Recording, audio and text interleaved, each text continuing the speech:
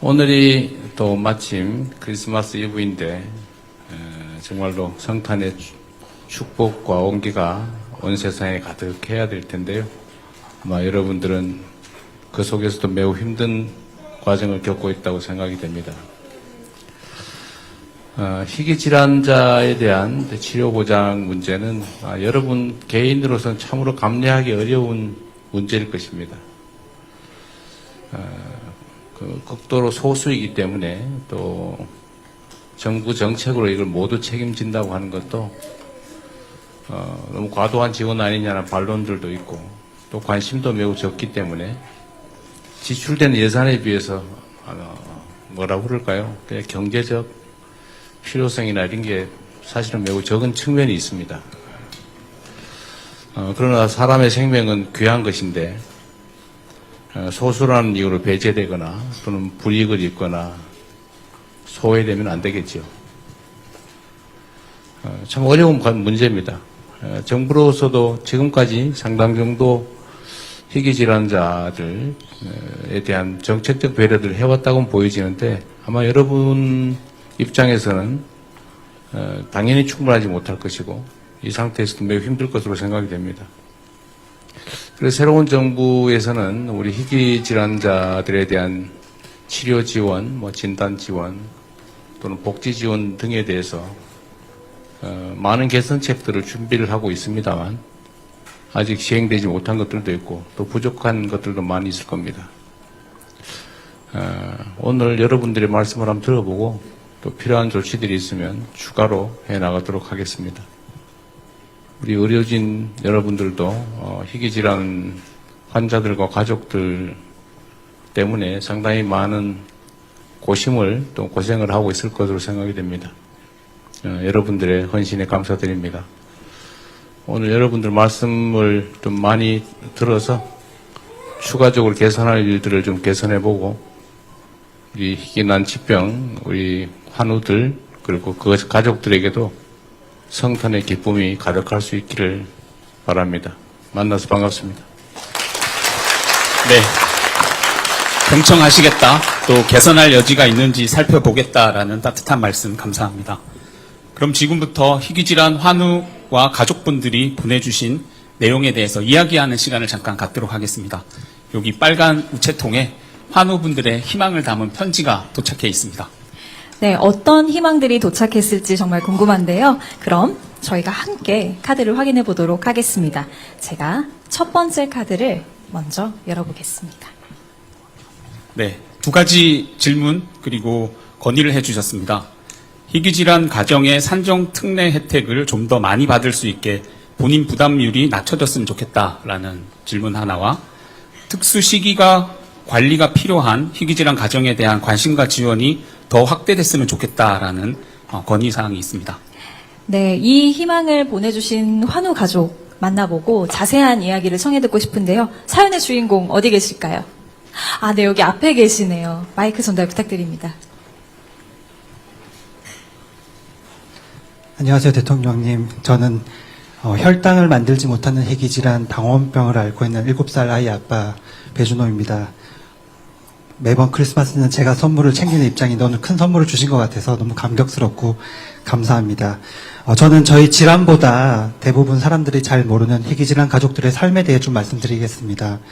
희귀질환은 대부분 치료제가 없어서 아이 케어를 위해 부모 중 한 명은 직업을 관두면서 수입은 반으로 줄고요. 또 치료제가 없다 보니 오히려 케어를 위한 비용 부담은 배로 늘어나서 경제적 이중고에 처하게 됩니다. 더군다나 치료제가 빨리 개발되면 좋겠지만은 이게 쉽지 않은 거 저희도 잘 알다 보니까 평생을 경제적 어려움 속에서 살게 되는 것이 저희 희귀질환 가족들 대부분의 삶입니다. 그래서 대통령님께 두 가지 부탁 말씀을 드리고 싶은데요. 첫째는 이런 희귀질환 가족들이 최소한의 기본적인 삶을 살 수 있도록 희귀질환 산정특례 개인 부담률을 조금만 낮춰주시길 부탁드립니다. 현재 본인 부담 비율이 10%인데요. 암 환자와 동일한 5% 수준만이라도 된다면 많은 희귀질환 가족들의 삶이 전반적으로 나아질 거라 생각합니다. 그리고 또 하나는 희귀질환 대부분이 치료제가 없다 보니 살려고 이 약 저 약 먹기도 하고요. 또 누구는 살기 위해서 이 식품 저 식품 먹기도 합니다. 저희 당원병 같은 경우가 치료제가 없어서 아이들이 그 일반 식품인 옥수수 전분 가루를 마치 의약품처럼 매일 몇 시간마다 섭취하고 있습니다. 감사하게도 저희는 질병청과 또 식약처에서 많은 도움을 주셔서 저희는 큰 도움을 받고 있는데요. 저희 말고도 식품으로 생명을 유지하는 다른 희귀 질환들이 상당히 많이 있습니다.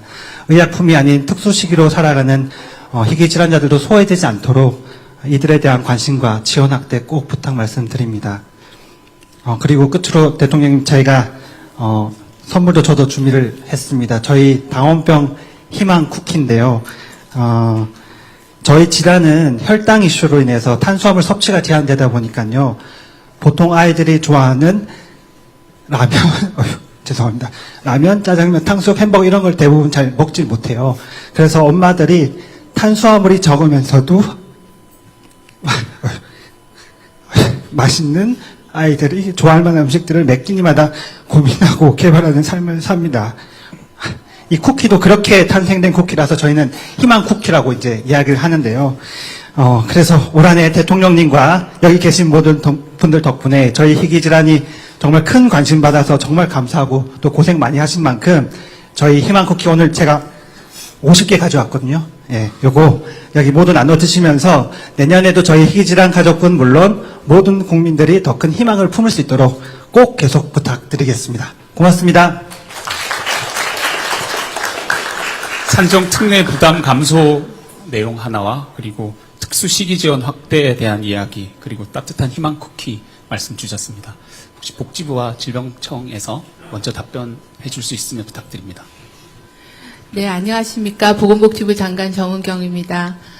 희귀 질환을 갖고서 계시는 가족 여러분들께 위로 말씀드리고 또 정부에서 종합적으로 지원할 수 있도록 노력하겠다는 말씀 먼저 드립니다. 그 질의 주신 그 희귀 중증 난치 질환자에 대한 산정 특례가 현재는 10%인데 암 환자나 심뇌혈관 질환은 5% 정도로 좀 낮은 편입니다.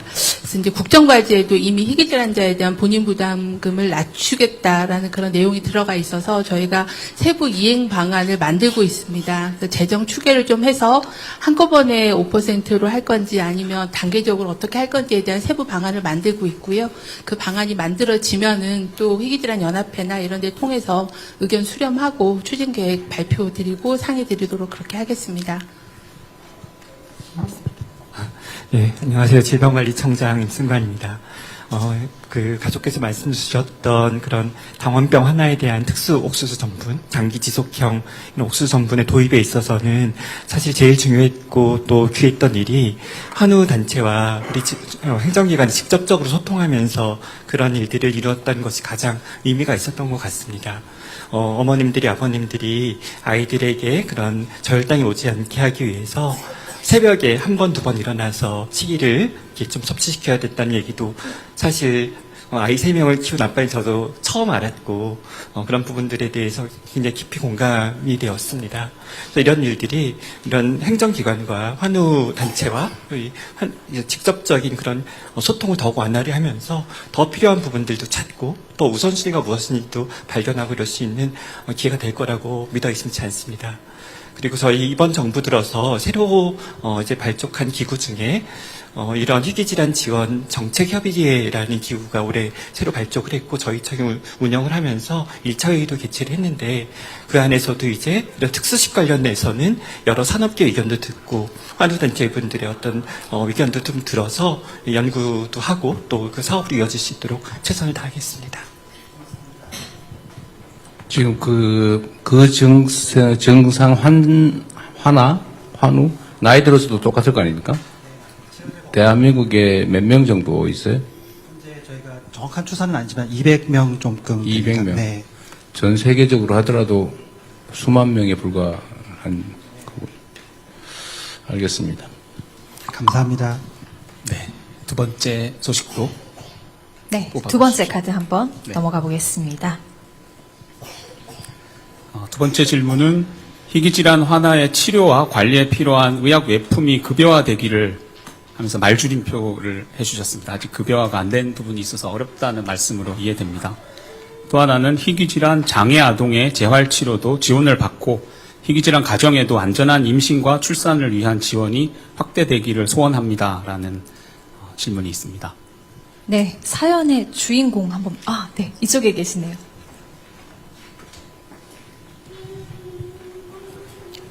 안녕하세요. 저는 선천성 담독 폐쇄와 MBD5 결실, 염색체 결실로 반수체 기능 부전을 앓고 있는 7세 박서아의 엄마 최예슬입니다. 이렇게 뜻깊은 자리에 불러주셔서 이렇게 이야기를 나눌 수 있게 해주시면 정말 감사드립니다. 저희 서아가 앓고 있는 선천성 담독 폐쇄는 선천적으로 간 내 담도가 막혀서 간에 손상을 입히는 질병입니다. 생후 한 달 내외로 카사이 수술을 진행을 하지만 70%의 친구들은 결국 간 경화로 인해서 간 이식까지 진행되는 병인데요. 저희 서아 또한 제 간으로 두 돌 때 이식을 진행을 했습니다. 하지만 이식을 진행을 했음에도 합병증과 이식 거부 반응으로 총 8번의 시술과 수술을 또 진행을 하게 되었었고요. 그 과정 가운데 힘들었던 부분들이 있어서 그 이야기를 하고자 합니다. 첫 번째는 의협F의 비급여 항목의 급여 지원 확대를 요청드립니다. 저희 아이가 8번의 시술과 수술을 진행을 하는 동안 몸에는 정말 작은 몸에 구멍을 너무너무 많이 냈었거든요. 네, 그 치료 과정 중에 드레싱이 꼭 필수적인 부분인데 이 부분이 비급여 항목이다 보니까 아무래도 가정에 좀 경제적으로 부담이 되었던 부분이 사실입니다. 그리고 두 번째는 희귀질환 장애 아동들의 재활치료 지원 확대를 부탁드리는 바입니다. 이 부분은 희귀질환 환우들 같은 경우에는 평생 집중적으로 장기적으로 재활치료를 받아야 되는 현실입니다. 그런데 현재 정부의 바우처 지원 사업 같은 경우에는 일반 장애 아동들을 기준으로 하고 있기 때문에 저희 아이들에게 그 항목이라든지 아니면은 그 지원금이라든지 이런 부분들이 아무래도 턱없이 부족한 게 현실입니다. 그래서 희귀 질환 장애 아동들의 재활치료 지원 확대를 정말 간청드리는 부분이고요. 마지막 세 번째는 저는 둘째를 안전하게 출산을 했습니다. 근데 사실 처음에 둘째를 가졌을 때 서아의 희귀질환, 중증 희귀 유전자 질환이 우려되어서 저는 고가의 비급여 유전자 검사를 진행을 하고 아이를 안전하게 낳을 수 있었거든요. 근데 실제로는 불임 지원, 난임 지원은 25회까지 가능하지만 유전 질환 예방을 위한 착상 전 유전 검사는 비급여 항목인 게 현실입니다. 그래서 그 고가의 유전 검사를 하지 못하고 그냥 임신 출산을 포기해 버리는 가정들도 굉장히 많습니다. 그래서 우리 희귀질환 환우 가정에서도 안전한 임신과 출산을 할 수 있도록 착상 전 유전 검사의 급여 지원 확대를 간청드리는 바입니다. 이상입니다. 네. 8번 하늘이 무너졌을 텐데 힘내주셔서 감사합니다. 환자 수는 몇 명 정도예요? 선천성 담도 폐쇄 같은 경우에는 아무래도 조금 많은 편이긴 한데요. 그래도 아직까지 원인이 밝혀지지 않았고 국내에는 15,000명 중에 1명이 발병을 한다고 들었어요. 그리고 MBD5 전체 숫자에 대한 자료가 있어요? 저희가 이제 올해부터 사실은 등록 사업이라는 게 이제 올해 처음 시작돼서 아직 숫자를 전체적인 숫자에 확인을 못하는 대해서는 상황이? 건보 자료로만 확인이 가능합니다. 네. 그 통계가 이 질병이 언제 생겼는데 아직까지 환자 통계도 없단 말이에요? 네. 그래서 사실 이제 암 등록 사업 같은 좋은 선례가 있는데 희귀 질환에 있어서는 그런 정책적 여건이 아직 충분히 마련되지 않았고 올해부터 이제 시작을 본 사업으로 한 상황입니다. 그래도 이게 전국의 의료기관에 이런 증상으로 치료받은 담도 폐쇄면 당연히 수술 조치를 태어나자마자 해야 될 거 아니에요? 네, 한 달. 그 통계 자료가 없다는 게 이해가 안 되는데? 건강보험이나 산정특례를 적용하고 있기 때문에 그 환자 수 통계는 있는데요. 제가 질환별로 이게 질환 숫자가 많다 보니 질환별 알 건 통계를 알게- 가져오지 못했습니다. 네. 기억하기는 어려울 텐데. 근데 이게 환자 수가 어느 정도가 되는지도 정책 판단이 매우 중요한 요소일 텐데요. 네. 근데 이게 이제 이 말씀하시는 부분들에 대해서 즉흥적인 대답을 다 드리기는 쉽지 않을 텐데 충분히 검토해서 우리 정책 방향에 맞게 준비는 하십시오 하는데 참 어려운 일이네요. 저도 준비된 게 있으면 말씀하십시오. 네, 보건복지부 장관 말씀드리겠습니다. 세 가지 말씀 주셨습니다. 아무래도 수술 시술을 여러 번 해야 되고 계속 드레싱을 하셔야 되기 때문에 그런 치료 재료에 대한 부담이 크시다는 말씀입니다. 현재 그 장기간 드레싱이 필요하신 경우에는 기본적인 치료 재료 드레싱 치료 재료에 대해서는 급여가 적용 중인데 일부 상처를 고정하거나 보호용 치료 재료는 현재 비급여로 하고 있는 걸로 알고 있습니다. 그래서 이제 질환 특성을 좀 반영해서 반복적으로 해야 되는 경우는 비급여 품목을 급여화를 하는 방안을 적극적으로 검토해 보겠습니다. 두 번째는 재활치료에 대한 말씀 주셨는데요. 현재 저희가 이제 이런 발달 재활 서비스를 이제 어머님 말씀 주신 대로 바우처를 월 26만 원 정도 범위 내에서 바우처를 제공을 하고 있는데 이제 일반적인 장애로 이렇게 뭉뚱거려서 지원을 하다 보니 희귀 질환의 특성이 반영된 그런 좀 재활로 특화된 걸 좀 만들어 달라라는 그런 말씀으로 이해를 했습니다. 저희가 내년에는 조금 예산을 늘려서 한 11만 명 정도 지원 예산을 갖고는 있는데요. 그 좀 특화된 서비스를 어떻게 하면 만들 수 있을지는 저희가 그 질환별 그 재활에 대한 수요를 좀 파악해서 맞춤형으로 재설계하는 방안을 검토해 보도록 하겠습니다. 마지막으로 말씀 주신 그 착상 전 유전 질환 검사는 아무래도 희귀 질환이 대부분이 유전 질환이기 때문에 이제 아마 모든 임신을 다 할 수는 없고 그 체외 수정으로 임신하신 경우에는 태아에 대한 그 검사를 태아가 아니라 그 배아에 대한 검사를 해서 좀 더 건강한 배아를 임신할 수 있는데 검사를 이제 하시는 상황인데 비용에 대해서는 아무래도 유전 질환의 특성이 있기 때문에 급여화할 수 있는 방법은 재정 추계나 방식이나 규모를 좀 산정해 보고 검토를 하도록 하겠다는 말씀드리겠습니다. 네. 세 번째 카드로 넘어가 보겠습니다. 네, 세 번째 카드를 만나보겠습니다. 감사 메시지가 도착했는데요. 의료진과 정부가 함께 모여서 환자의 아픔을 나눌 수 있는 자리를 마련해 주셔서 감사하다는 메시지가 왔습니다. 혹시 어디 계실까요? 우리 가족분들? 요 메시지. 안녕하세요, 어머님. 네, 감사합니다. 네. 다음 카드 한번 넘어가 보도록 하겠습니다. 네. 네 번째 카드입니다. 건의 주신 내용이 질병 코드에 가로막힌 극희귀질환 의료비 간병비 지원 사업 혜택을 받을 수 있게 해주세요라는 건의를 주셨습니다. 네, 극희귀 질환 의료비 간병비 지원 사업 혜택. 여기 계시네요, 어머님. 네. 안녕하십니까, 대통령님. 저는 9살 엠마누엘 증후군 하나 유주를 키우고 있는 엄마 정석영이라고 합니다. 먼저 저희 가족과 대통령님의 특별한 인연을 꼭 말씀드리고 싶었습니다. 저희가 성남에 살 때는 시장님으로, 하성으로 이사하니 도지사님으로, 그리고 서울에 오니 이제는 대통령님으로 늘 저희 곁에 계셔 주셨습니다. 이사할 때마다 마치 저희 가족을 따라오시며 돌봐주신 듯한 든든함을 느껴왔고 늘 서민의 편에 서주심에 진심으로 감사드리고 있었습니다. 또한 김혜경 여사님께서 명지대학교 대학원에서 음악심리 치료 석사 과정을 밟으신 것으로 알고 있는데 저 역시 같은 명지대학교에서 음악심리치료사 1급 자격증을 취득했습니다. 치료라는 같은 길을 공부한 사람으로서 아픈 아이를 둔 엄마의 이 간절한 마음을 누구보다 깊이 공감해 주시리라 믿고 오늘 용기를 냈습니다. 제 아이가 앓고 있는 엠마누엘 증후군은 대학병원 교수님조차 평생 몇 번 보기 힘들 정도로 극희귀 질환입니다. 9살이지만 스스로 걷지도 말하지도 못하는 중증 1급 뇌병변 장애 및 골격계 장애, 위장계 기형, 심장질환 등 중증 장애입니다. 이 병명을 정확히 알기까지 7년이 걸렸습니다. 출산 시에는 캐다이 증후군으로 알고 있었으나 산정특례조차 적용되지 않아 막대한 병원비를 감당했습니다. 그러다 담당 교수님의 정밀 재검사를 권유받았고 결국 병원의 지원을 받아 검사한 끝에 최근에야 엠마누엘 증후군이라는 진짜 이름을 찾을 수 있었습니다. 진단을 받은 후 조금은 나아질 거라 믿었지만 현실적인 벽은 여전했습니다.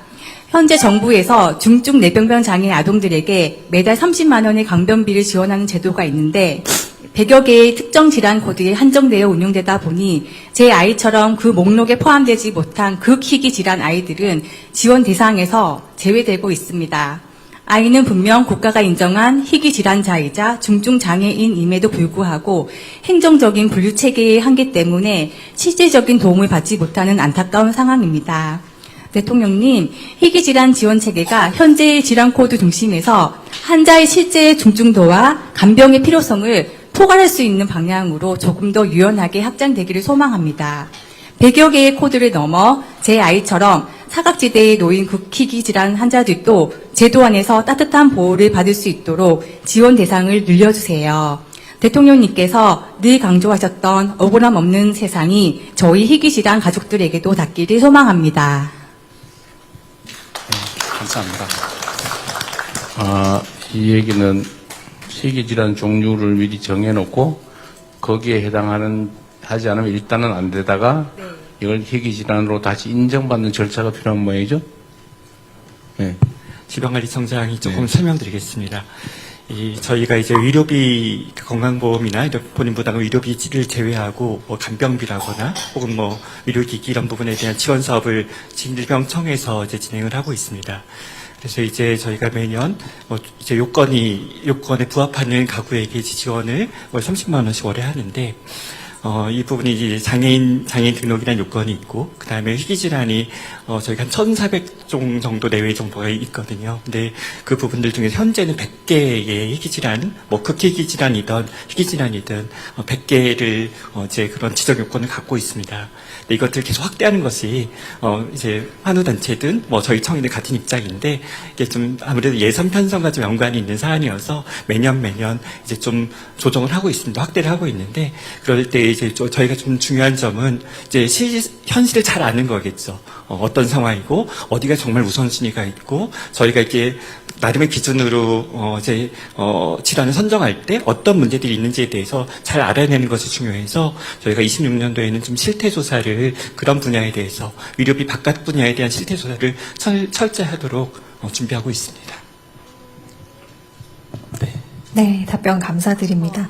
한마디. 네. 엠마뉴엘 증후군은 우리나라에서 10명이 채 안 되고 전 세계에서 300명 정도입니다. 네. 굉장히 극희귀한 질환이네요. 네. 그렇다면 또 이제 우리 환우분들 이야기를 들으시면서 저희 사단법인 한국희귀난치성질환연합회 김재학 회장님도 자리하셨는데 회장님께서는 어떤 생각을 가지고 계시고 또 어떤 것들을 느끼고 계신지 좀 한 말씀 부탁드리겠습니다. 네, 안녕하세요. 먼저 이런 자리를 만들어주신 대통령님께 진심으로 감사드립니다. 지금 환자분들의 모든 목소리가 저희 연합회에는 공감되는 목소리고요. 바라는, 희망하는 목소리인 것 같습니다. 우리 희귀질환 환우들이 희망차고 밝은 미래를 꿈꾸며 성장할 수 있도록 대통령님께서 많은 관심을 가져주시면 감사드리겠고요. 저희 연합회장으로서 저도 환자들의 목소리가 잘 전해지도록 많은 노력을 하겠습니다. 감사합니다. 네, 회장님 말씀 감사합니다. 그럼 다음 카드 한번 넘어가 볼까요? 네, 다음은 복지부 장관님께 보낸다 하면서 건의해 주셨습니다. 성인 환자의 치료제를 좀 빠르게 급여화해 주세요. 도와주세요라는 건의를 보내주셨습니다. 네, 치료제 굉장히 중요한 부분인데요. 사연의 주인공 어디 계실까요? 앞에 계십니다. 안녕하세요. 바쁘신 중에 이렇게 뜻깊은 자리를 마련해 주셔서 진심으로 감사드립니다. 저는 XLH 저인산 혈증이라는 이름조차 생소한 희귀 질환을 30년 가까이 앓고 있는 송혜린입니다. XLH는 우리 몸에서 치아와 뼈를 만드는데 꼭 필요한 무기질인 인이 소변으로 과도하게 배출되는 유전질환입니다. 저는 장기간 복용해온 보존적 치료제의 부작용으로 작년 여름까지만 해도 혼자 침대에서 일어나 걷는 것조차 불가능해 24시간 누워 지내야만 했습니다. 부모님은 건강보험 적용이 되지 않는 치료비를 마련하기 위해 집까지 처분하시며 매달 1,000만 원이 넘는 고가의 치료제를 투약해주고 계십니다. 그 결과 저는 다시 혼자 걷고 일상을 살아갈 수 있게 되었습니다. 사실 저희 어머니는 2022년 치료제 건강보험 급여화를 촉구하는 국민청원을 하셨고 5만 명의 동의를 얻어냈습니다. 그러나 정작 그 청원의 당사자인 저는 3년이 지난 지금까지도 건강보험 적용 혜택을 받지 못하고 있습니다. 그 이유는 건강보험 적용이 18세 미만 소아 환자들에게만 적용되고 있기 때문입니다. 성인이 된다고 해서 유전적 결함이 사라지는 것은 아니며 오히려 질환의 고통은 더 심해집니다. 그럼에도 불구하고 성인이라는 이유만으로 환자들은 치료 접근권에서 배제되고 있습니다. 연령 기준으로 치료 기회를 제한하는 현실 속에서 저를 포함한 많은 희귀질환 환자들이 치료제를 눈앞에 두고도 사용하지 못하는 의료 사각지대에 놓여 있습니다. 대통령님, 치료비 때문에 치료를 포기하는 환자가 없는 나라를 만들겠다는 약속, 그 약속이 이번 크리스마스에 저희 희귀질환 환자들에게 가장 큰 선물이 되기를 간절히 바랍니다. 감사합니다. 네, 치료제 급여와 관련된 부분 말씀 부탁드립니다. 네, 송혜리님 말씀 감사합니다. 두 가지 말씀이신 것 같아요. 하나는 희귀질환자들의 치료제가 신속하게 보험에 급여 적용이 안 돼서 비급여로 치료해야 된다는 거랑 또 성인한테는 적용 안 하는 그런 급여 조건이 이상하다는 말씀이신데요. 저희가 이제 희귀질환자에 대한 신약들이 빨리 보험에 등재되게끔 그 보험의 등재 절차를 식약처 허가, 심사평가원의 평가, 그리고 보험에서의 계약 이 단계를 하나로 묶어가지고 기존에 한 330일 걸렸던 거를 100일로 단축하는 그런 계획을 얼마 전에 약가제도 개편 방안에 발표를 한 바가 있습니다. 그래서 필요한 희귀질환 치료제에 대한 조사를 하고 신속 등재될 수 있게끔 절차를 개선하고 도입하도록 그렇게 하겠습니다. 두 번째 말씀 주신 거는 아마 그 질환별로 조금 급여 기준이 다를 것 같아서 말씀 주신 왜 성인에 적용 안 하고 있는지 좀 확인해서 말씀하신 대로 이게 치료가 어린이 때만 되는 게 아니라 성인까지도 이어지는 질병의 특성을 반영해서 급여를 조정할 수 있는 방안을 한번 살펴보고 말씀드리겠습니다. 감사합니다. 네, 그럼 6번째 카드도 열어보겠습니다. 네, 다음 카드를 너무 귀여운 말이 써 있는데요. 안녕하세요. 이재명 대통령 산타님. TV에서 봤던 분은 실제로 만난다니 너무 신기해요. 더 특별한 크리스마스가 될 것 같아요. 멋진 성탄 행사에 초대해 주셔서 고맙습니다. 메리 크리스마스. 담도폐쇄증 환우의 신서윤 환아가 이렇게 카드를 보내줬어요. 어디 있을까요, 서윤이? 서윤이 어디 있어? 서윤이 너무 귀여운 또 핀도 하고 왔네요. 네, 너무 감사합니다. 드려야 되겠습니다. 네, 이건 직접 전해드릴 수 있도록. 나중에. 네, 바로 다음 카드 넘어가 보도록 하겠습니다. 네. 네, 다음 건의 내용입니다. 저는 활동 지원 서비스와 올해 시행된 본인 부담금 상한제가 도움이 많이 되고 감사한 제도인 것 같습니다. 라고 하시면서 많은 보호자들이 활동 지원 서비스 시간을 늘려달라고 호소해도 잘 안 되는 경우가 많은데요. 보호자들의 돌봄 부담을 경감시키는 활동 지원 서비스 시간 확대가 되기를 소망해 봅니다. 라는 건의를 주셨습니다. 네, 어디 계실까요? 사연의 주인공. 네, 이쪽에 계십니다. 안녕하세요. 저는 그 발언을 준비를 안 하고 그냥 오늘 즉석에서 써서 낸 건데 이렇게 돼서 감사합니다. 저는 그 코넬리아 드랑즈 증후군이라는 질환을 앓고 있는 14살 김시안의 엄마 김연경이라고 합니다. 반갑습니다. 저희 아이 같은 경우는 이제 그 태어났을 때부터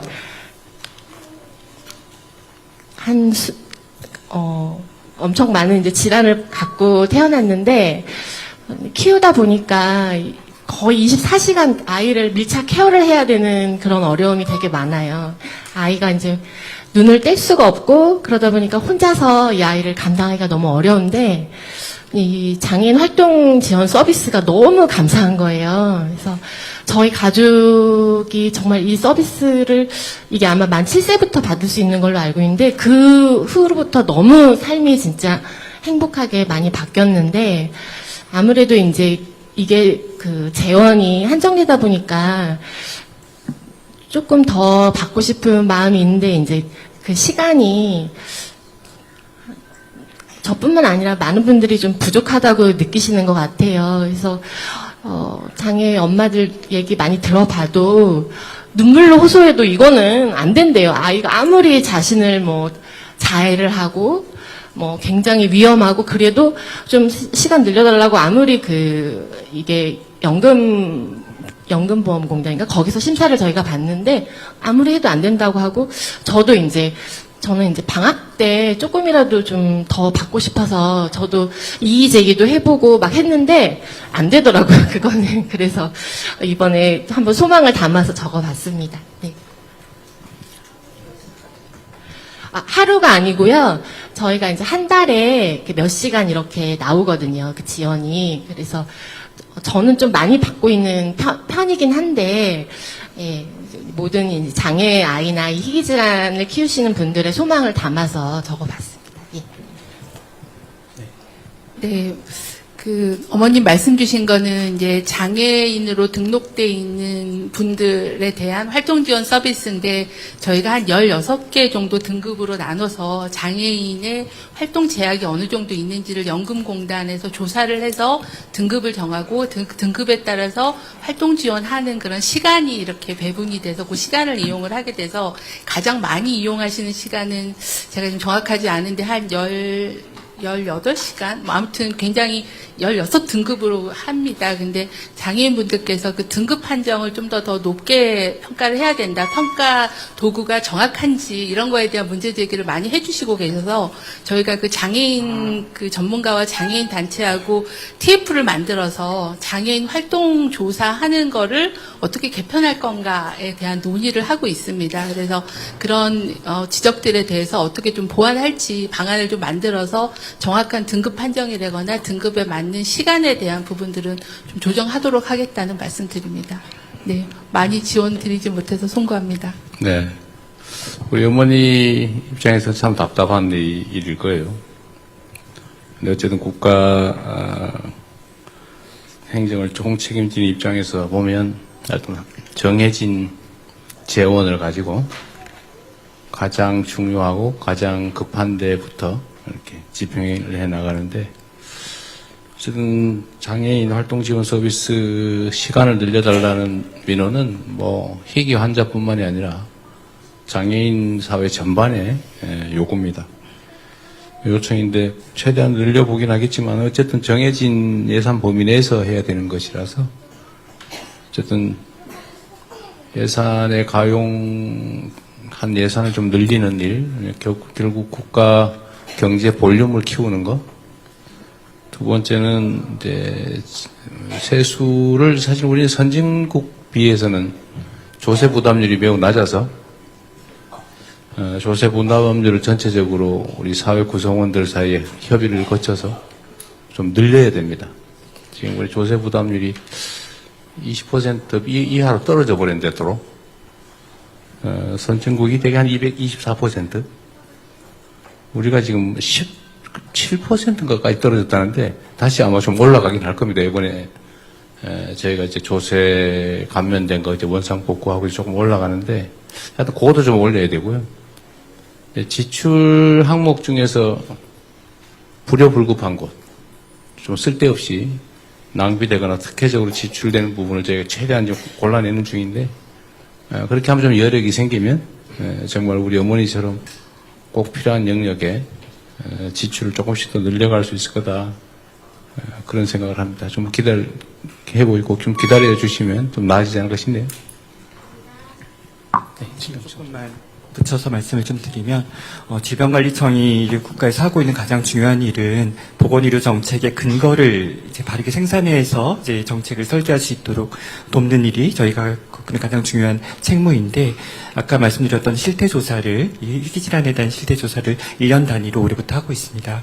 올해도 이제 심층조사 항목에서 뭐 건강 상태 같은 기본조사 이외에 심층조사 항목에서 이제 간병, 돌봄 혹은 이동과 교통, 뭐 정신과 심리 같은 부분들, 즉 직접적인 건강에 이제 외부에 있는 요소들, 사회적인 요소들을 신중 조사하고 있고 그런 조사, 실태 조사 내용들은 잘 정리되면 이번 정부 들어서 새로 생긴 태스크포스가 있습니다.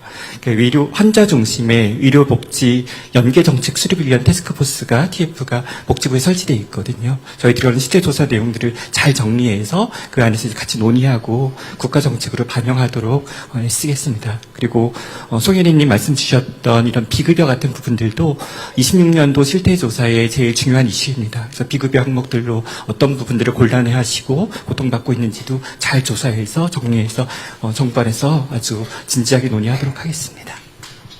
네. 네, 다음 카드로 한번 넘어가 보겠습니다. 네.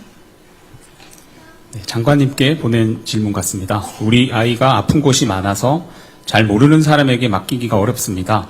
활동 지원사 걱정 없이 가족이 아이를 제때 돌볼 수 있게 도와주세요라는 질문이 있습니다. 사연의 주인공, 네, 이쪽에 계십니다. 예, 대통령님 이렇게 만나 뵙게 되어서 정말 영광입니다.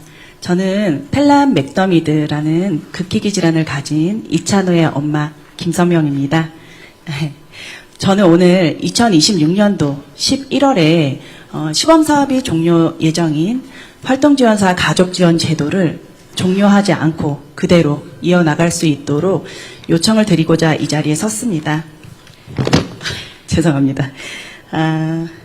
옆에 앉아있는 이 아이가 제 아들 찬우입니다. 찬우는 극희귀 질환인 펠람 맥더미드 증후군을 가지고 있으면서 뇌병변 장애, 지적 장애, 청각 장애를 가지고 있는 중증 중복 1급 장애 아동입니다. 또한 퇴행성이 동반된 뇌전증, 만성 기도 폐쇄성 폐질환, 대동맥 판막 폐쇄부전 등 29가지 질병을 가지고 있는 특별한 아이이기도 합니다. 그래서 저는 늘 고민하게 됩니다.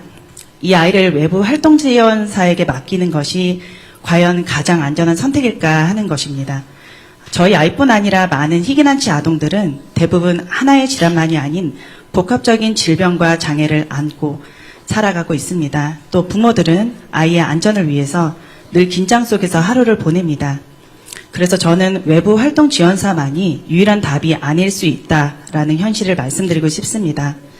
아이의 상태를 가장 잘 알고 작은 변화에도 즉각적으로 반응하며 응급 상황에서도 가장 빠르게 판단하고 대응할 수 있는 사람은 지금 이 순간에도 아이와 함께 살아가고 있는 가족입니다. 가족이 활동지원사로서 함께하는 선택이 아이의 안전과 안정을 지키는데 더 적합한 방식이라고 생각합니다.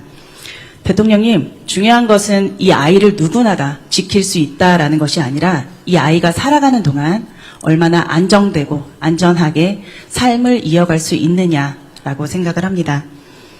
대통령님 내외분께서 크리스마스 이브 날 저희 희귀난치 가족을 만나주신 것만으로도 굉장히 큰 선물을 받은 것 같습니다. 2026년도 11월에 종료 예정인 활동지원사 가족지원 제도가 앞으로 계속 이어간다면 저희에게는 조금 더 큰 선물을 받은 것이라고 생각합니다. 이상입니다. 네, 복지부 장관 말씀드리겠습니다. 어머님 말씀 주신 대로 이제 장애의 특성을 반영해서 최중증 발달 장애인하고 희귀 질환자에 대해서는 가족에 의한 활동 지원을 2년 정도 한시적으로 운영하고 있어서 내년 10월까지 기간입니다. 그래서 그런 특성이 있기 때문에 이거를 원래 목적은 장애인에 대한 활동 지원을 하면서 가족 돌봄을 좀 사회 책임으로 넘기자라는 취지여서 활동 지원사에 대한 것들을 지원을 했는데 말씀드린 발달장애나 희귀질환은 가족에 대한 돌봄이 좀 더 필요한 상황이어서 2년간에 운영했던 것들을 성과를 좀 분석하고 또 부모님들의 의견들을 좀 수렴을 해서 이걸 어떻게 제도화할 건지 연장할 건지 하는 부분들을 결정을 하도록 하겠습니다. 그 과정에서 충분히 의견을 듣고 특성을 반영하도록 그렇게 노력하겠습니다.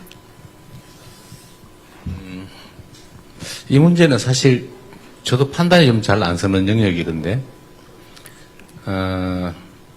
그런 거죠. 가족의 부양 의무와 국가의 보호 의무를 어떻게 조화시킬 것이냐인데, 예를 들면 그런 것도 있어요. 나이 든 부모님을 부양 보호하는 거는 자식의 의무니까 요양보호사를 딸이 하면 안 된다. 예, 딸이 하는 건 당연히. 근데 왜 다른 요양보호사를 부모를 모시면 안 되나? 근데 그 시간 제한이 있죠. 예, 뭐 그 시간 제한이 있어요. 예, 그건 옳지 않다는 대전제에 있는 거죠. 지금 이것도 비슷한 것 같아요. 장애인 활동 지원사. 이것도 기본적으로 이제 국가가 누군가를 시켜서 장애인을 개호하는 일을 하는 건데, 부모가 하는 건 당연하니까 부모는 의무적으로 하는 거니까 보상할 필요가 없다. 한편 맞는 말 같기도 하고, 그 부모와 자식 간의 부양 의무라고 하는 건 어떻게 되는 거냐. 그런데 만약에 버려지면 어떡하냐. 부모가 그 역할을 안 하면. 그러면 또 국가 공동체가 책임을 져야 된다. 근데 부모 입장에서는 남의 자식을 보호하면 돈을 받는데 내 자식을 하는 거는 왜 지원을 안 해주냐. 또 이런 얘기도 가능하죠. 결국 이게 개인들의 보호 의무, 부양 의무와 국가의 보호 의무가 어느 정도에서 절충을 해야 되는데 결국 그건 재정 능력에 또 달려있는 것 같아요. 쉽지 않은 의제인데 우리 국민들 여러분께서도 한번 고민을 한번 해봐 주십시오. 이게 이제 부모나 가족들의 부양도 국가가 보상한다 라고 하는 게 아마 양론이 있을 것 같아요. 그래 또 아주 극히 예외적인 경우도 필요가 있겠죠. 뭐 부모가 능력이 전혀 안 된다든지 또 그것 때문에 생계를 못 한다든지 하면 그것도 가혹한 일이기도 하고. 결국 국가의 보호 책임 능력을 강화해야 되고, 그건 역시 아까 말씀드린 대로 재정 능력과 관련이 있죠. 결국 어느 선까지 보호할 거냐, 여기까지만 할 거냐, 여기까지 할 거냐, 아니면 다 할 거냐. 이거는 국가의 의지 문제도 있지만 결국 국가의 재정 능력에 관한 문제도 있다. 그럼 우리 공동체가 어느 정도를 같이 부담해 줄 거냐라는 것도 우리가 서구 유럽 선진국을 따라갈 것인지 아니면 각자가 알아서 하는 그런 시스템으로 자유주의, 그야말로 초자유주의적인 나라로 갈 것인지는 결국 우리 국민들께서 선택할 문제인 것 같습니다. 우리도 같이 고민을 해보고요. 그럼 이게 시범 실시 기간이 지났으면 끝난 거예요? 끝나고 다시 검토해서 한시적으로 26년 잠깐 10월까지 해본 거예요? 하는데요. 그 사이에 내년에 아마 그걸 26년 10월. 예, 시간이 있으니까 내년에 평가를 좀 해서 이걸 연장할지 제도화할지 하는 걸 좀 이어질 가능성이 많겠죠. 운영해본 결과를 좀 평가해보고 의견을 모으겠습니다. 알겠습니다. 네. 네. 혹시 추가적인 질문이 없으시면 넘어가겠습니다. 네, 네, 다음 다음. 사연 만나보겠습니다. 네. 네, 다음 카드입니다. 안녕하세요. 서울과 경기 지역에는 장애인 기저귀 지원이 50% 되는데 다른 지역은 지원이 안 된다고 합니다. 지원이 다른 지역에 사는 장애인들에게도 동일하게 되기를 소망해 봅니다. 라는 카드가 와 있습니다. 네, 사연의 주인공 어디 계실까요? 같은? 네.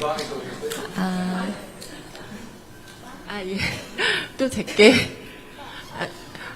제가 이제, 저희 환우회 대표로 이 자리에 이제 오게 되면서, 저희 그 환우회 회장님께서 전주에 살고 계시는데, 혹시 제가 발언할 기회가 생기면 뭘 말할까요? 그랬더니, 이 얘기를 좀 전해달라고 해서, 제가 적어 봤는데, 또 이렇게 선정이 됐어요.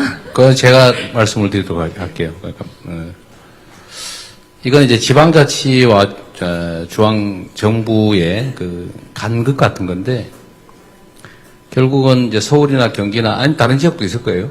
이런 복지정책을 추가로 시행하는 게 있죠. 그거는 그 자치단체, 지방정부의 결단이죠.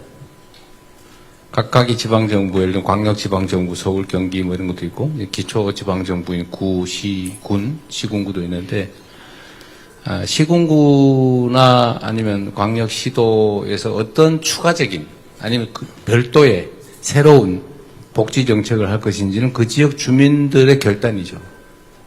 그래서 다른 지역은 하는데 왜 우리는 안 하냐라고 하게 되면 그거는 각 지방정부의 자율성을 해치는 결과를 빚을 수도 있죠. 다 똑같이 해야 되는 건 아니에요. 똑같이 나빠져서도 안 되고 똑같이 좋아질 수도 없는 거죠. 그럼 결국은 지방정부 수장을 잘 뽑으면 낭비 쓸데없는 데다 공사하거나 뭐 어디 빼돌리거나 아니면은 뭐 부정부패 이런 거 저지르지 않고 정말 효율적인 예산으로 잘 쓰면 똑같은 상황에서 전혀 다른 결과를 빚어내죠. 사실 우리가 실제 삶에서 보고 있어요. 어떤 시장, 어떤 뭐 구청장 또는 어떤 지사가 하느냐에 따라서 전혀 다르거든요. 정말 여력이 많습니다. 예산을 뭐 수조 원씩 매년 집행하기 때문에 수조 원, 수십조 원, 수백조 원 이렇게 지급하기 때문에 잘 쓰면 그런 여지가 생기는데 그거는 왜 다른 데는 안 하냐 이렇게 물을 게 아니라 왜 우리 동네는 안 하냐고 시장, 군수, 구청장, 시도지사에게 물어봐야 됩니다. 그래서 잘하는 데는 칭찬해 줘야죠. 그 어디 동네인지 모르겠는데 그 동네에 가셔서 이번에 내년에 선거 잘하라고 하십시오. 원래 저는 이제 김포에서 왔는데 김포도 지원이 안 됐었거든요. 근데 제가 아무리 전화를 해서 저도 내병변인데 해주시면 안 되냐 그랬을 때는 안 됐는데 시장님을 만날 기회가 있었어요. 그래서 제가 그때 서울은 되는데 저희는 안 돼요. 그러니까 그래요? 그러면서 해주셨어요. 행동하는 시민이 시정을 바꾸셨습니다. 네, 주권자의 결정이 중요하다라는 질문이었습니다. 4분 정도의 카드와 네. 또 건의가 남아 있습니다. 예. 네, 만나보겠습니다. 감사 인사가 도착했네요. 희귀 질환자들이 소외되지 않도록 따뜻한 연말 행사에 초대해 주셔서 감사합니다라는 메시지 주셨습니다. 어느 가족이실까요? 시우? 고맙습니다. 네, 맨 앞자리에 앉아서 성실하게 자리를 지키고 있는 시우 고맙습니다. 네, 다음 사연 만나보도록 하겠습니다. 네, 다음 건의입니다. 환자 동의하에 진료 과정에서 정보가 지속적으로 수집이 되고 또 그 자료를 바탕으로 전문가들과 정부가 함께 논의할 수 있는 통계 체계를 만들어 주세요라는 질문을 주셨습니다. 이 건의, 네, 말씀 부탁드립니다. 안녕하세요. 결절성 경화증을 앓고 있는 10살 박운찬의 아빠 박이철, 엄마 노은순, 동생 박예나입니다. 이 귀한 시간을 위해서 대구에서 왔는데요. 대통령님을 먼저 만나 뵈니 벌써 큰 선물을 받은 것만 같습니다. 결절성 경화증은 태어날 때부터 유전자 이상으로 몸 여러 곳에 혹처럼 결절이 생기는 희귀 질환입니다. 우리 운찬이는 뇌, 눈, 피부, 심장, 신장에 결절이 있고 뇌전증과 발달장애도 함께 가지고 있습니다. 혈관종 제거, 뇌종양 제거 수술도 진행했었지만 질환 특성상 몸 전반에 계속 결절이 생기고 있습니다. 최근 항문과 성기에도 결절이 생겼지만 관련 사례를 참고할 수 있는 자료가 거의 없다 보니까 막막하고 두려움까지도 느낄 때가 많습니다. 얼마 전 다른 병원 공개 강좌에 참석했을 때 환자 데이터를 모으는 사업이 시작됐고 참여도 독려받았습니다. 하지만 그 병원 중 한 곳으로 진료를 옮겨야지만 참여가 가능하다는 조건이 있었습니다. 이미 여러 진료과를 다니면서 교수님과 신뢰와 기록이 오래 쌓인 주치병원을 옮긴다는 것은 실질적으로 너무 어려운 일입니다. 질병관리청에서도 희귀질환 데이터 수집의 필요성을 인식하고 진행 중이라는 이야기를 들었습니다. 하지만 지금 이 순간에도 정보 부재, 데이터 부족으로 치료에 어려움을 겪고 있는 저희 희귀질환 가족들에게는 그 속도가 너무 느리기만 합니다. 이 속도가 조금만 더 빨라지고 정보가 많이 늘어난다면 희귀질환의 치료 속도도 그만큼 빨라질 것입니다. 저희 가족에게도 그리고 다른 희귀질환 가족들에게도 그 기적이 일어나기를 진심으로 바라고 또 부탁드립니다. 네. 시도청에서 말씀 주시면 좋겠습니다. 질병관리청장이 말씀드리겠습니다. 아까 대통령님께서 지적하셨던 바로 그 내용과 이제 일맥하는 얘기이죠. 저희가 이제 현재 이 수많은 희귀질환의 현황을 알 수 있는 방법은 크게 두 가지가 있습니다.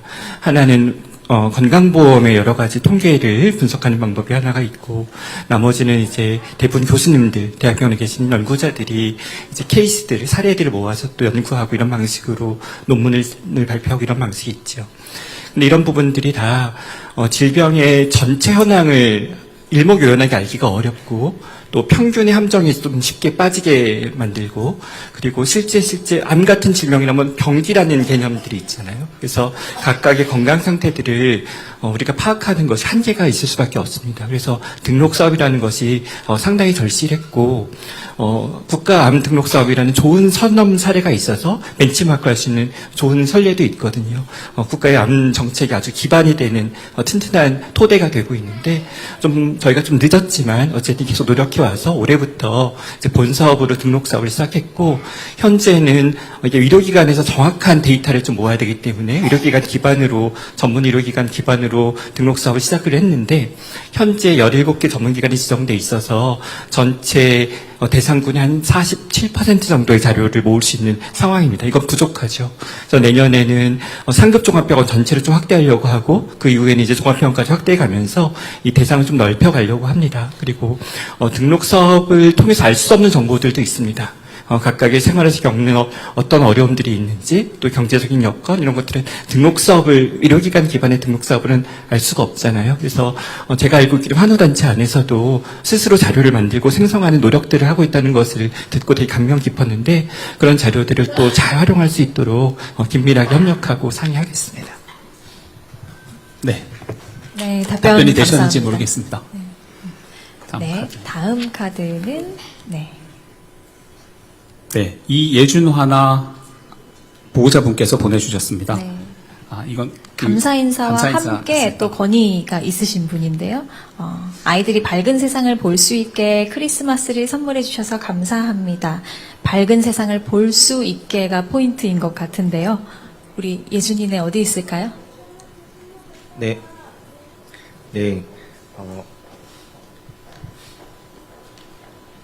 대통령님, 안녕하십니까? 먼저 저는 감동받은 이야기입니다. 저는 세종에 살고 있는 세 아이 아빠 이주혁입니다. 오늘 제 와이프랑 같이 왔는데 대통령님을 꼭 뵙고 싶다고는 했었습니다. 저희 아이들은 희귀 안질환과 유전성 질환을 가지고 있습니다. 지난 10월에 대통령께서 주재하신 핵심 규제 합리화 전략 회의에서 중대 희귀 난치 질환자에 대해 줄기세포 치료를 전향적으로 판단할 필요가 있고, 실증과 임상이 빠르게 이루어질 수 있도록 제도 개편이 필요하다고 직접 말씀하신 것을 들었습니다. 저희 부모들은 가장 힘들었던 것은 국내에서도 유전자 세포 치료의 원천 기술이 있는데도 현행법에 막혀 기약 없이 첨단 치료를 기다려야만 했던 5년 이상의 시간이었습니다. 우리도 환자 맞춤형 치료 재생 의료를 충분히 할 수 있고, 암 등 다른 질환에도 희망이라고 들었습니다. 또 바이오 안보에서도 매우 중요하다 들었습니다. 그런데 대통령 말씀과 함께 이번에 유전자 세포 선도화 전략 사업과 환자 중심 재생 의료 임상 연구 예산이 2026년도 예산으로 실제로 반영되었다는 소식을 한밤중에 들었을 때 저희 가족과 많은 하나 가족들이 감격을 받아 울었습니다. 저에게는 희망의 세상이 열린 것입니다. 국민 주권 정부의 효능감을 제대로 느꼈습니다. 이처럼 빠르게 현장의 이야기를 반영했고, 정부가 앞으로 재정과 제도적으로 지원하고 유연하게 규제를 적용할 것 같아 기대가 큽니다. 남은 과제는 김영배 의원님이 발의한 첨생법 개정안이 국회를 통과하는데 이수진 의원님의 첨생법과 함께 국회 복지에서 좋은 결과를 기대하고 있습니다. 대통령님, 유전자 세포 치료 관련 인프라와 환자 중심 임상 연구가 잘 될 수 있게 지원을 해줄 것을 간곡히 당부드립니다. 마지막으로 제 막내 아이는 신생아 안전검사를 풍만병원에서 빠르게 해서 적절하게 수술을 해주어 실명을 막았습니다. 이처럼 신생아 선별검사 및 영유아 검진에서 신생아 안전검사, 담도 폐승증을 발견하기 위한 검사 카드 보급, 그리고 근육병 아이들을 위한 검사 실시, 저인상 효선증 발견을 위한 구강 검진을 지금 있는 재원과 그 여러 가지 민간을 활용한다면 충분히 바로 시행할 수 있습니다. 아이의 인생과 그 가족이 겪게 될 고통과 사회적 비용을 미리 예방적 차원에서 할 수만 있다면 그거야말로 우리 또 다른 가족을 희귀난치성 질환으로 고통받지 않을 가족을 막을 수 있습니다. 크리스마스를 앞둔 오늘 저희 가족에게 이 시간은 기적에 가장 가까운 선물이 되었습니다. 진심으로 감사드립니다. 말씀 감사합니다. 진단과 치료에 대한 이야기였습니다. 네, 아버님이 저보다 훨씬 전문적이신 것 같습니다. 그 말씀 주신 그 희귀질환에 대한 치료는 이제 첨단 재생의료 치료로 좀 근원적인 치료를 하는 법을 많이 발굴하고 있고 이미 도입이 된 것들도 있습니다. 이미 도입된 건 너무 비용이 비싸서 이제 급여가 돼야 되는 게 있고 아직 도입이 안 된 부분도 있는데 말씀 주신 대로 지금 저희가 이제 세포 치료를 통한 유전자 치료는 첨생법으로 적용이 되는데 유전 물질을 직접 주입하는 거는 법에서 빠져 있기 때문에 그거를 포함하는 법 개정안이 올라가 있어서 아마 국회에서 논의하는 과정 중에 그런 부분들이 좀 정리가 될 것 같아서 저희도 적극적으로 같이 검토하도록 하겠다는 말씀드리고요. 또 이런 임상 연구하는 연구비 부분들도 일부 반영이 더 추가가 돼서 그런 부분도 지원할 수 있도록 살펴보겠습니다. 그 다음에 이제 이런 희귀질환을 신생아나 조기에 발견해서 적기에 치료할 수 있으려면 검진을 좀 확대하자는 그런 말씀이고 몇 가지 검사법을 제안을 해주셨는데 현재는 아시다시피 선천성 대사 이상 검사나 난청 검사 같은 거는 신생아들에게 적용을 하고 있는데 그 검사 범위를 어디까지 확대할 건가에 대한 거는 조금 판단하는 기준들이 좀 있기는 합니다. 검사법이 정확하냐, 또 비용도 따져봐야 되고 또 이후에 치료법 같은 것들도 따져봐야 되는 그런 기준들이 있기 때문에 그런 부분들은 수요를 좀 주신 거 포함해가지고 수요를 좀 파악해서 이걸 국가 검진화할 수 있는 거에 대해서는 좀 종합적으로 검토를 하도록 하겠습니다. 제안 감사합니다. 네, 감사합니다. 워낙 전문적인 말씀을 하셔서 이렇게 짧게 설명드리거나 답변하기 좀 어렵지만 그래도 몇 가지 좀 드리고 싶은 말씀이 청에서도 있습니다. 그러니까 저희 질병관리청에는 연구기관이 소속기관으로 있는데 국립보건연구원이라는 80년 역사가 있는 연구기관이 저희 청에서 있습니다. 여기에는 이제 또 국가 줄기세포은행이 있거든요. 이런 여러 가지 그런 줄기세포를 이용한 첨단 재생 의료에 대한 어떤 그런 연구들을 이제 중추적으로 해야 되는 기관인데 또 내년에는 저희가 희귀질환 환자에서 유래한 그런 줄기세포를 이용한 그런 신약 후보 물질을 10종을 이제 개발하는 연구에 이제 착수를 합니다. 또 저희 청은 희귀질환에 대해 연구하는 소속기관도 있지만 사업을 하거나 정책을 수립하는 본청도 있어서 본청에서는 상급종합병원 등 전문 의료기관과 의료인들, 교수님들과 계속 네트워킹하면서 여러 가지 사업을 하고 있거든요.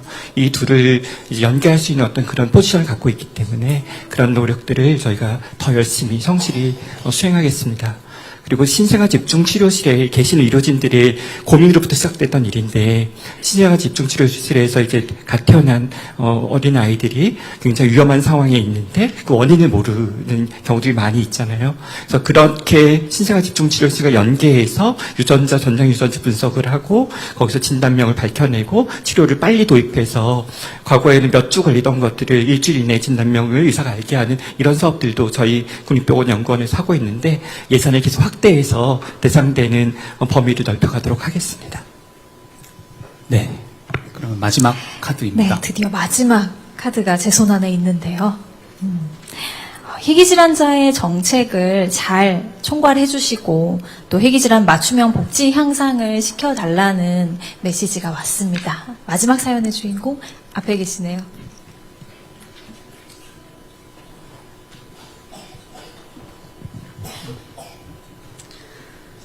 안녕하세요.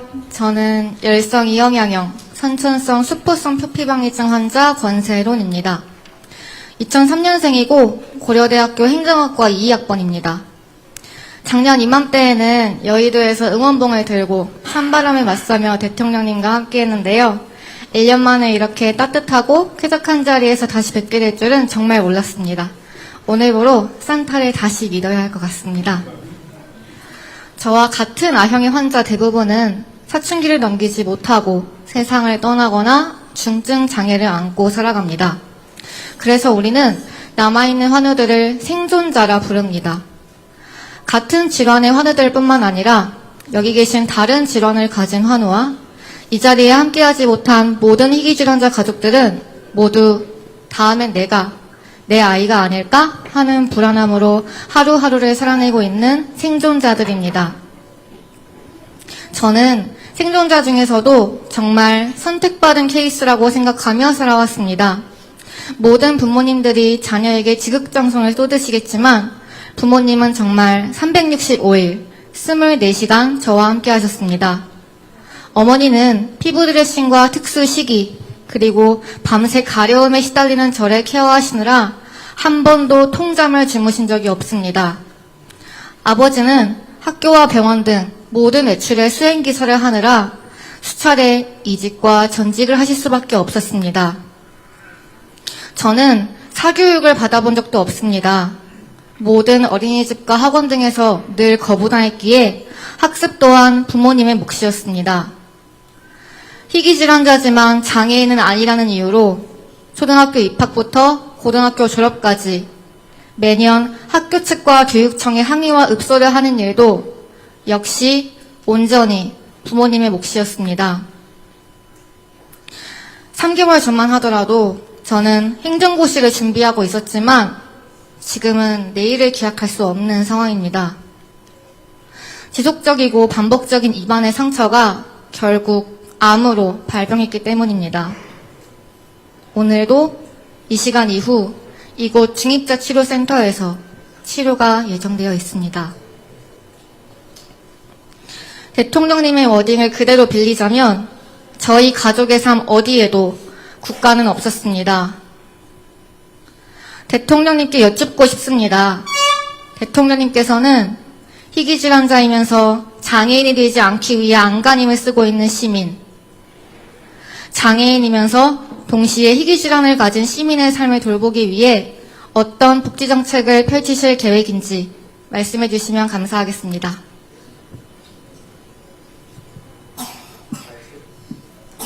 감사합니다. 네. 매우 절절한 말씀이죠. 이게 마지막이에요? 이분 말고 더 하실 얘기는 분은 없나요? 정리 삼아서 한 말씀을 드려야 되겠습니다. 무슨 암이에요? 침샘암입니다. 침샘암? 일종의 무슨 유전적 질환이 있다고 했나요?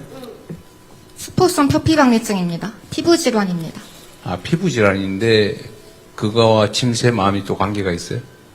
입안에도 지속적이고 반복적으로 상처가 생기면서 이게 암으로 발병했습니다. 어쨌든 잘 치료받고 완쾌되길 바라고요.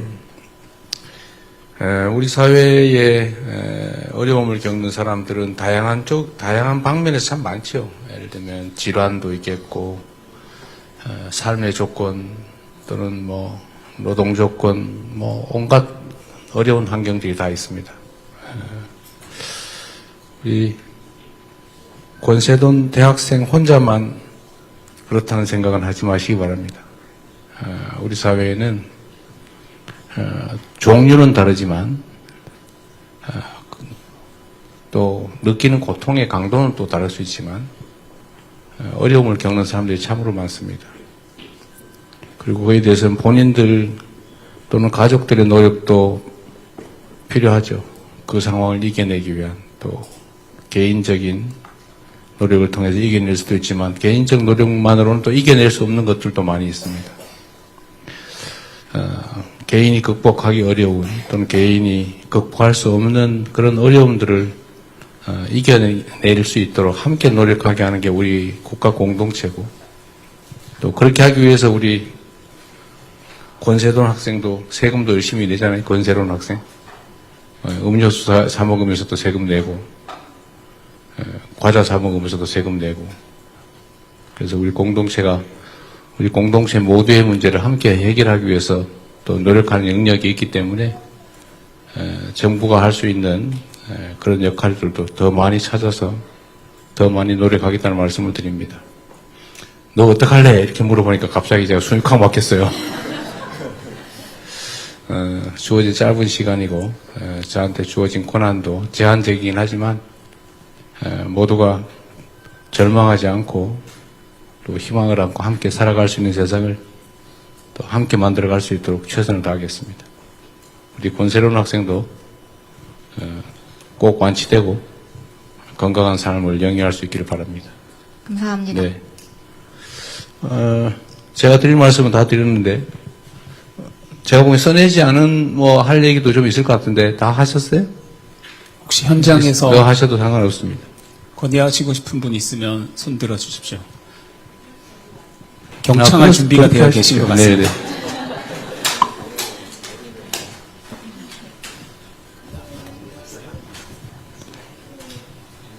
네, 세브란스 곤약별 희귀질환 센터 사업 단장 강우철입니다. 먼저 여기 저희 환자들도 많이 앉아 있는데요. 이렇게 오랜 시간 동안 저희 환우들 얘기를 들어주신 대통령님께 진심으로 감사드리고 크리스마스 이브에 큰 선물이 그 같습니다. 희귀질환은 잘 아시는 바와 같이 진단부터 치료 그리고 여러 가지 관리라고 표현을 해야 될까요? 여러 가지 복지 문제까지 아주 다양한 분야에 이제 걸쳐 있습니다. 그리고 치료도 완치를 목적으로 하는 치료도 있고 또 증상에 대해서 증상을 호전시키는 대증 치료까지 다양한 치료가 있는데 사실 이 희귀질환과 관련해서 진단은 최근에 여러 가지 기술 발전을 통해서 상당히 많이 발전을 했습니다. 그리고 2017년부터 유전자 검사의 새로운 기법들이 다 도입이 되었기 때문에 유전자 진단은 그전보다는 훨씬 더 수월한 반면에 이 질환에 대한 완치를 목적으로 한 어떤 유전자 치료들이 여러 가지 방법들이 아주 산업계의 AI만큼이나 핫 이슈입니다. 그래서 저희 국가에서도 지금 복지부 질병청 중심으로 해서 특히 유전자 치료 중에 급한 이런 유전자 치료들은 큰 국가 프로젝트로 이제 시작이 되고는 있는데 그 저변이 훨씬 더 넓어져야 되는 그런 부분이 있고요. 심지어는 아까 이런 희귀질환 각 질환에 대한 치료뿐만 아니라 이 세상에 있는 단 한 명의 환자를 대상으로 한 N-of-1이라는 그런 임상 치료까지 지금 선진국 중심으로 해서 저희들도 시작을 했습니다. 근데 이런 환자들은 그 한 명의 환자를 위해서 상당히 많은 의료진들이 치료제를 개발하고 나서도 이 환자들이 한 몇 달이나 1년이나 2년이 있으면 이미 많이 나빠져서 그때 유전자 치료를 하더라도 그 후유증 때문에 평생을 고통을 받게 됩니다. 그래서 이 시급성이 아주 중요한데 많은 치료제들이 아직은 식약처의 여러 가지 기준에 의해서 제대로 환자에게 적용될 때까지는 수년이 걸리는 그런 절차들이 있습니다. 그래서 적어도 이 유전자 치료와 관련해서는 이런 여러 절차들이 많이 간소화되어서 부작용 정도를 우리가 스크리닝 선별을 한다면 빨리 환자에게 적용될 수 있도록 그런 제도적인 받침이 돼야 된다는 걸 말씀드리고 싶고요. 오늘 식약청장님도 계시길래 한마디 했습니다. 네, 감사합니다. 네, 식약처장님도 한 말씀 주시면 좋겠습니다. 네. 예, 식품의약품안전처는 사실 내년에 굉장히 큰 변화를 예고하고 있습니다. 혹시 식약처 업무보고 때 보셨는지 모르겠지만 식약처가 심사 속도가 느리다는 게 굉장히 이 현장에서는 어려움 아니셨습니까? 그런데 지난 9월에 대통령님께서 식약처의 심사 속도를 세계에서 가장 빠르게 만들겠다라고 말씀하시고 전폭적인 지원을 해주셔서 내년부터 식약처가 세계에서 가장 빠른 그 신약 심사를 하는 기관으로 지금 탈바꿈할 준비를 하고 있습니다. 그 부분 많이 지켜봐 주시고 저희도 정말 세계에서 가장 빠르게 안전하고 효과적인 그런 치료제를 국민께 드리기 위해서 계속 노력하겠다는 말씀 드리겠습니다. 내가 정리 삼아서 이 말씀 하나 물어보고 싶은데, 지금 제가 어디서 보니까 희귀질환 치료약에 대한 연구 개발, 생산을 이걸 민간에서 하고 있는 것 같아요. 그 우리나라는 약간, 저 식약처 산하에 희귀 필수 의약품 센터가 있어서요.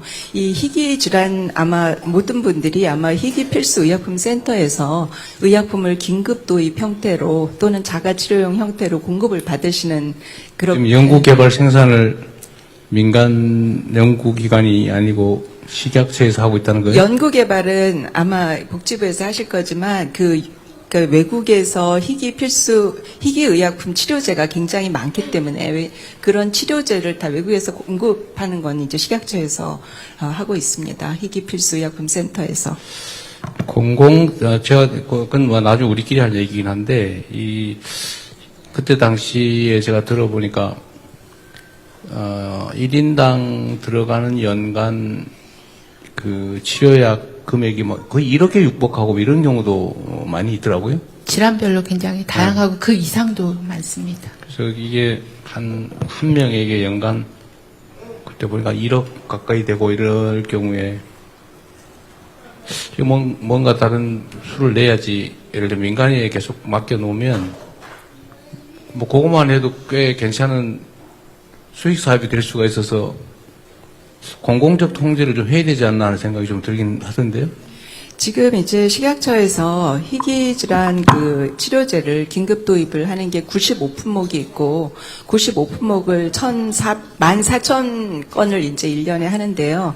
아마 이 자리에 계신 분들이 다 느끼시겠지만 긴급 도입을 95품목을 해도 거기서 보험 약가가 되는 건 19개밖에 안 됩니다. 그래서 다들 환자분들께서 긴급 도입하실 때 보험 약가까지 조금 더 늘려달라는 제안을 참 많이 하시는데요. 그래서 식약처도 매년 지금 19개밖에 안 되는데 내년에 한 5개 그렇게 해서 계속 보험 약가를 좀 늘려가려고 하는 노력을 하고 있습니다. 이 부분은 아마 환자분들께서 굉장히 절실하신 부분이라고 생각하고 식약처도 그런 쪽으로 노력을 하고 있다는 말씀 드리겠습니다. 네, 이제 간담회는 마무리해야 될 것 같습니다. 예정된 시간을 좀 많이 넘겨서. 그러면 대통령님의 마무리 말씀을 청해 듣도록 하겠습니다. 네, 제가 드릴 말씀은 다 드렸는데, 하여튼 뭐 즐거운 크리스마스 이브이긴 한데 또 어려운 상황에 처한 여러분들을 만나니까 많이 마음이 또 무거워지기도 합니다. 또 이런 문제들을 많이 완화하고 또 모두가 함께 행복한 세상을 만드는 게 저의 주어진 책무니까 가능한 방법이 어떤 게 있는지 그 방법들을 최대한 연구하고 또 함께 노력하도록 하겠습니다.